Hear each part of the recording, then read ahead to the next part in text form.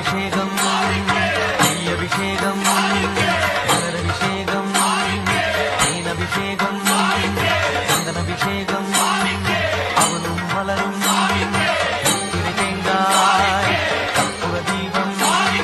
காணி பொன்னும் எல்லாம் எல்லாம் தன்னன்னாதினம் சரணம் ஐயப்பா சரணம் ஐயப்பா தன்னன்னாதினம்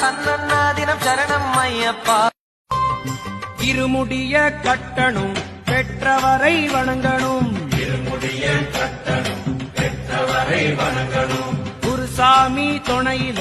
சபரி நோக்கி நடக்கணும் குருசாமி துணையில சபரி நோக்கி நடக்கணும்